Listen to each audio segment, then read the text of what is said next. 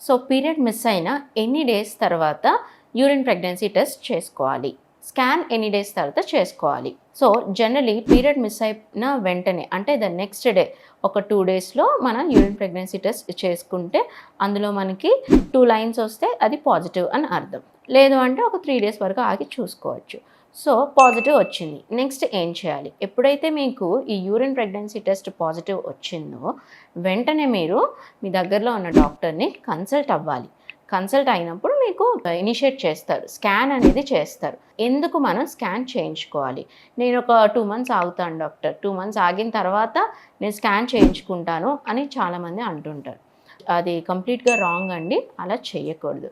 ఎందుకంటే మనకి ప్రెగ్నెన్సీ అనేది ఎక్కడొచ్చిందో ఫస్ట్ తెలుసుకోవాలి. కొన్నిసార్లు ఈ ప్రెగ్నెన్సీ అనేది ఫెలోపియన్ ట్యూబ్స్ ఉంటాయి మనకి. ఆ ట్యూబ్స్‌లో కూడా వచ్చే అవకాశం ఉంటుంది. సో, ఆ ట్యూబ్స్‌లో వచ్చినప్పుడు ఏమవుతుంది, మనం స్కాన్ తీయించుకోకుండా అలా వదిలేసినప్పుడు ఆ ప్రెగ్నెన్సీ అనేది ఆ ట్యూబ్‌లో వచ్చి పెరుగుతా ఉంటుంది. దీన్ని ఎక్టోపిక్ ప్రెగ్నెన్సీ అంటాం. ఈ ఎక్టోపిక్ ప్రెగ్నెన్సీ అనేది చాలా డేంజరస్.